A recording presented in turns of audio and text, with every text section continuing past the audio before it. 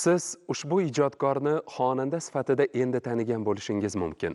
Lekin u san'atga bolaligidan bog'langan, buyuk silolaning munosib davomchisi, o'zining o'zga dunyosiga ega ijodkor Ohista Jamshid 13-studiya mehmoni. Xush kelibsiz. Assalomu alaykum Ohista opa. Xush kelibsiz. Nimaga Ohista Zokirova emas? Ohista Jamshid. Zokirova familiyasi sizga yaxshigina ishlab berardi agar reyting masalasida oladigan bo'lsak. Hamma shunaqa deydi. Lekin Ohista Jamshid men hozirdan emas, 1998-yilda radioga ishga borganman boshlovchi sifatida. O'shanda Ohista Zokirova bo'lishni xohlamaganman, chunki eshitgan odam o'sha zahotda butun oilani emas, shunchaki bitta odamni tasavvur qilsin degan niyatda o'shanda men Ohista Jamshid deb o'zimni nomlaganman. Ismingiz, ijod yo'lingiz hammasi eng kamyoblaridan. Ismingizni men misol uchun boshqa umuman hech kimda eshitmaganman. Bir ikkita adashlar bor.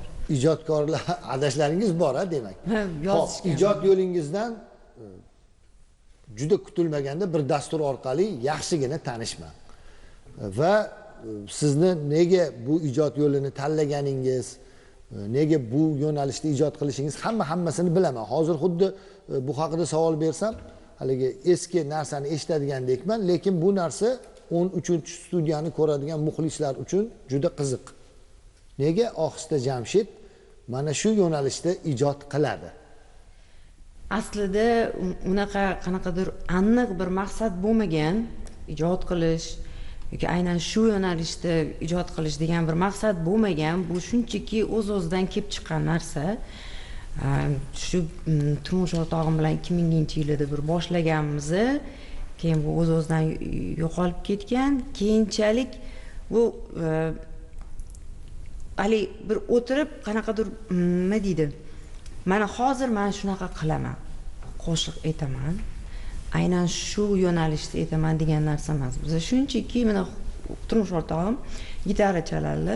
Chalganlarni men xirgoyi qilib yurardim. Doim o'zi shundan boshlangan. Hali uy ishlarimni qilib, chalib o'tiraverarlar. Men o'tdan bo'tga o'tib, changimni artib, ovqatimni qilib, o'ng'illab, ashula aytib yuraveraman. Xirgoyi qilib. Shundan bir boshlanib ketgan. Keyinchalik shu bir shoirlarni she'rini olib qo'limga qani mana bunga mamlaqa qilib aytsa bo'larmikin deb qanaqa boshlangan men hozir eslolmayman. Lekin bir jonli jarayon bo'lganda haligacha shu davom etyapti. Ohista opa, bizda Toshkentda, xususan O'zbekistonda san'atkor, xonanda desa darhol ko'z oldimizga o'sha to'y hasham, bayram tadbirlari keladi-da. Lekin sizni mana hozir gap so'zingizdan ma'lumki, siz bunga aslo intilmagansiz. O'zi juda katta bir sulolani vakilisiz. To'g'rimi?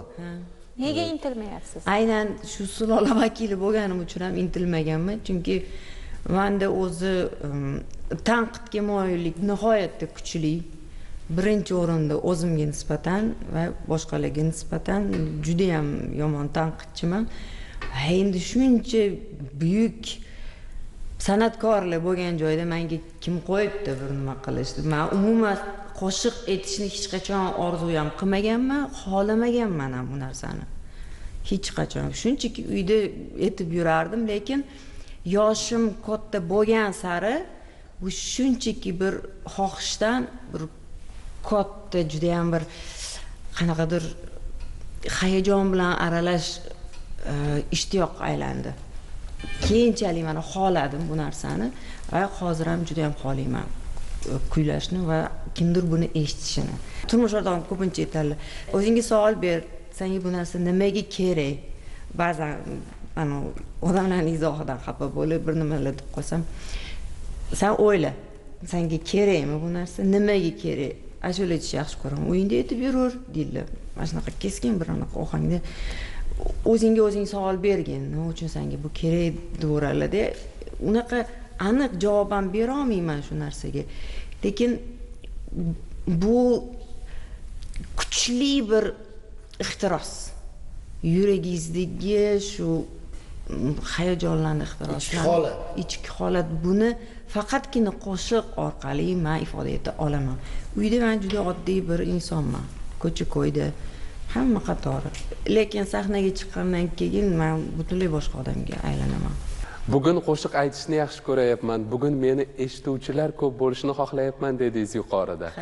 Eshituvchilar ko'proq bo'lishi uchun yo'nalishni o'zgartirishni ham o'ylab ko'rmadingizmi? Yo'q, juda ko'plar aytadi. Mana bunaqa ashula qilsang, to'yga chiqasan, bunaqa qilsang, to'yda yaxshi bo'lishlisan deyishadi. Balki, bilasizmi, mana intervyularda bitta narsasi bor-da, masalan, bir narsani ta'kidlaysiz-ku, chiqib ketganingizdan keyin yo'q, mana bunaqa ham bo'lishi mumkin deb o'ylab qolaman-da. Mana hozir masalan men aytishim mumkin. Men to'y uchun qo'shiq yozmayman, qo'shiq qilmaymiz biz. Lekin masalan kuni kelib to'yga chaqirishsa, o'tda ham bir yaxshi pul topadigan bo'lsam, men yo'q demasdim, lekin bunga intilmayman. Agar bir tabiiy ravishda bu narsa bo'lib ketsa, men turmush o'rtog'imni ham ko'p aytadi-da, ya'ni zo'r berib bir nimani qilish kerak emas. Hamma narsa o'z vaqt soatida bo'ladi. Juda ko'p haligi tabiiy bo'lib chiqish kerak. Agar o'zidan o'zi chiqib ketsa, mana shunaqa bo'ldi. O'zidan o'zi bir nima kelib chiqsa, mayli yo'q demaymiz, lekin ataylab uni bosib to'y uchun qo'shiq qilamiz deb bunaqa qilmaymiz biz. Lekin Oqsuv opa, bugun zamonni talabi bor. Xohlaymizmi, yo'qmi? Umuman bugun emas, har bir zamonda iqtisodiy holat hamisha muhim bo'lgan. O'zingizni namoyon qilishingiz uchun, o'zingizni ko'rsatishingiz uchun, imkoniyatlaringizni to'laqonli xalqqa taqdim etishingiz uchun iqtisodiy holat juda ham muhim. Ehtimol bugun kliplaringiz soni deyarli barmoq bilan sanarli. Bitta. Sizda bittami? Ularni ko'paytirish kerak, ularni tomoshabinga ko'proq taqdim etish kerak. Bu xohlaymizmi, yo'qmi, yana iqtisodga borib taqaladi. Ehtimol boshqa san'atkorlar kabi to'ybob narsalar yozish kerakdir. Yo'q, to'ybob narsalar qilib yaxshi pul ishlayotgan, elga tanilgan qo'shiqchilar juda ham ko'p O'zbekistonimizda, Xudoga shukr, talaygina. To'yga yetadigan qo'shiqchilar, xonandalar juda ham ko'p. Mana aytishadi, coverlar qilish kerak, boshqa. Men bitta shunaqa bo'lsam, nima qilibdi endi? Bir kunimni ko'raman, ochdan o'lmasak, Xudo xolasa bir yo'lini qilarmiz, lekin o'zimni qo'shiqlarim to'yga chiqsa, men xursand bo'laman. Nimaga yo'q? Va bajonidil borib ishlaysiz. Albatta. Juda bajonidil emas-u, shu narsa kerak. Oilam boqish uchun deb borishim mumkin, chunki masalan ota-onam ham juda uzoq payt unaqa to'ylarga chiqishim keyinchalik chiqib ketishgan.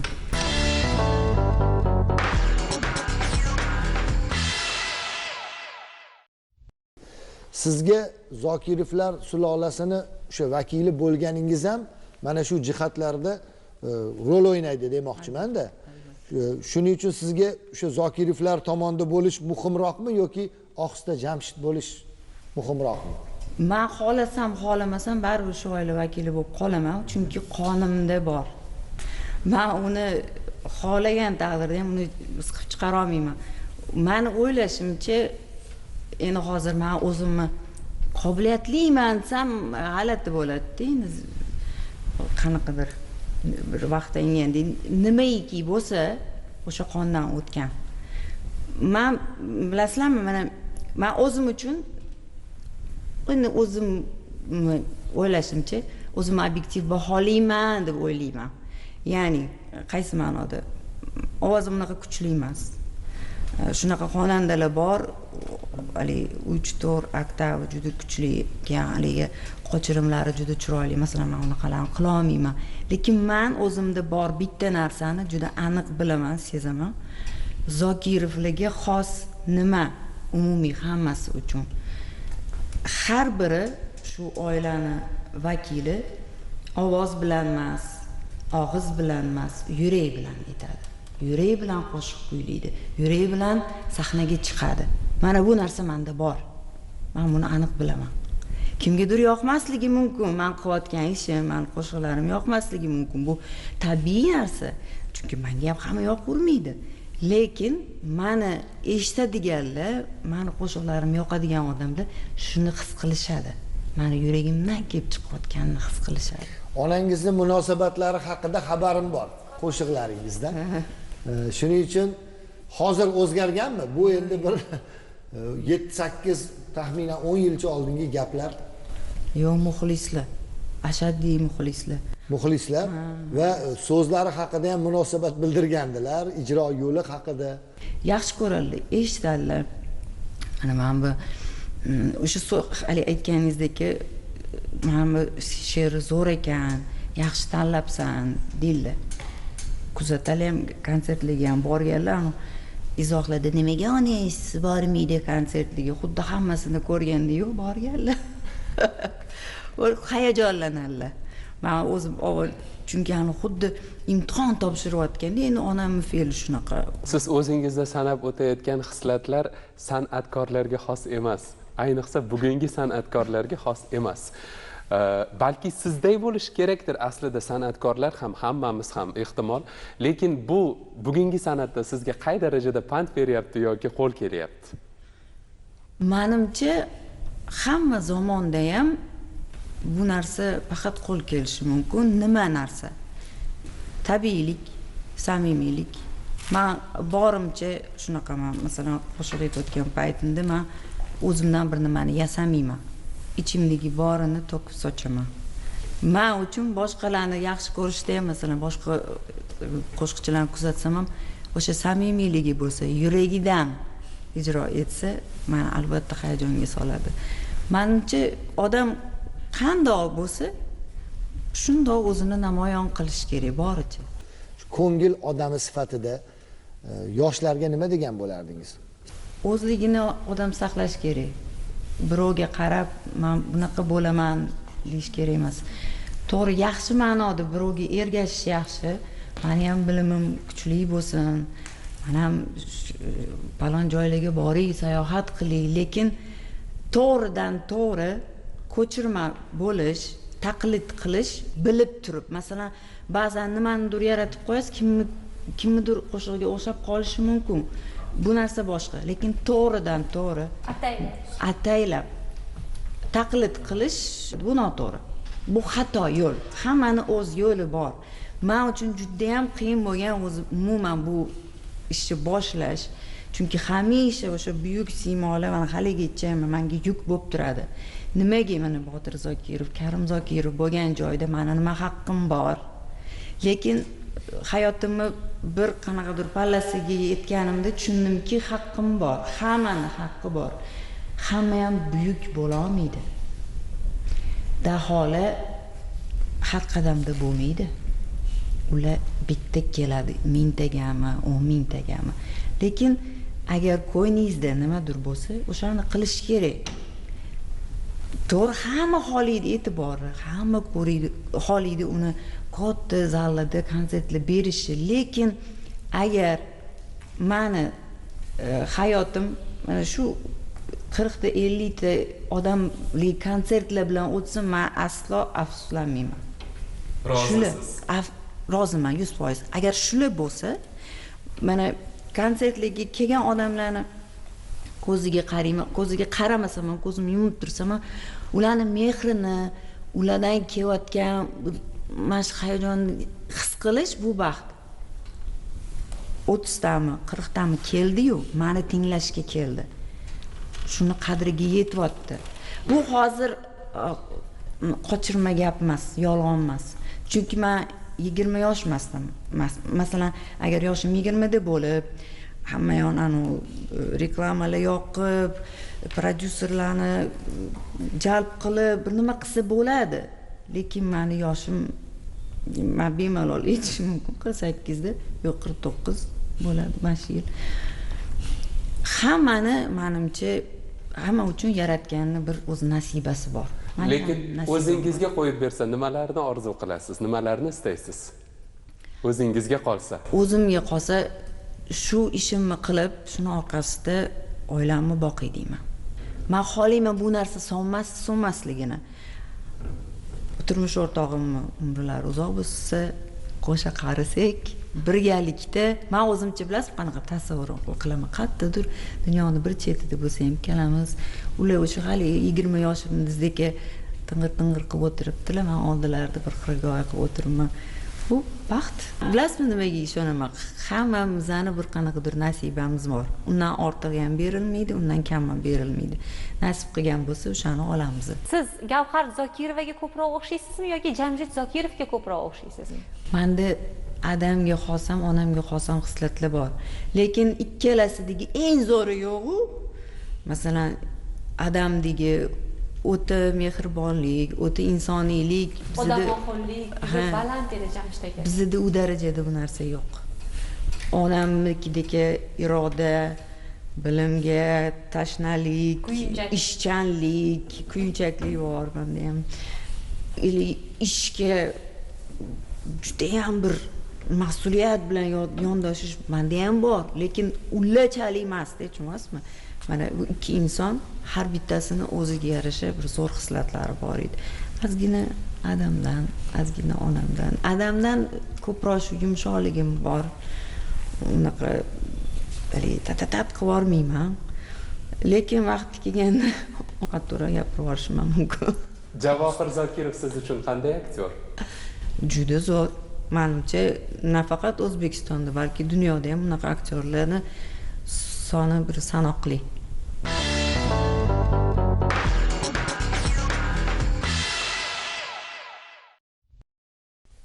Juda ko'p bugun sizni uslubingiz haqida gapirdik, ijoddagi uslubingiz haqida va Navo telekanalida sizni endi ko'rayotgan muxlis qanaqa aytarkan bu o'zi deb o'tiribdi-da. Eng yaxshi ko'rganingizdan xirgoyi qiling, agar iloji bo'lsa.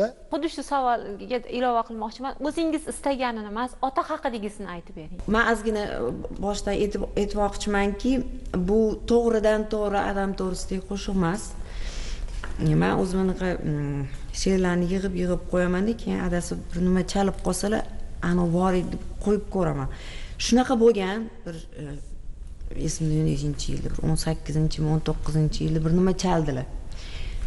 Shunaqa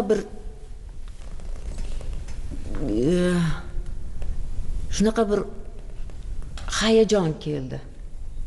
Xuddi adamga bag'ishlangandek bo'ldi.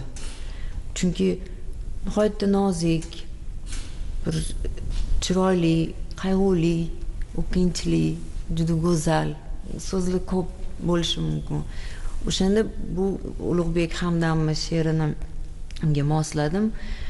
Ulug'bek aka nima to'g'risida kim haqida aytganlar men uni bilmayman, lekin men uchun bu she'r ham onamni adamga bo'lgan munosabati bor.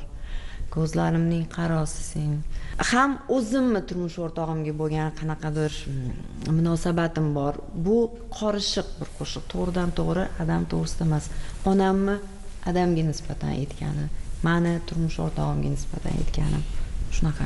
Ko'zlarimning oqi sensan, qarosi ham, yuragimning hech bitmagan yarosi ham. Bori umrim yo'llaringga nisor etgum, ibtido sen, intiho sen, arosi ham. Ko'zlarimning oqi sensan, qarosi ham, yuragimning hech bitmagan yarosi ham.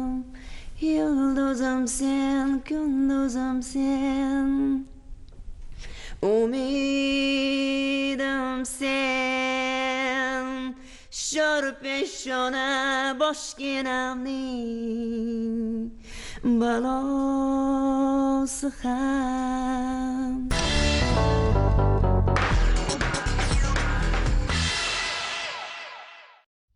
Yaqin kunlarda nima sizni ta'sir? O'zimni mana katta bo'lganim paytimda juda bir konsert bo'lganda odamlar sizga qarab turib o'sha ularni yuragidagi hayajonini his qilganingiz, siz aytgan har bir ohang, har bir qo'shiq, harakatingizni ko'rib odamlarni ichida nimadir bo'lib ketayotganini ko'rsangiz, yuragingizni larzaga soladi-da.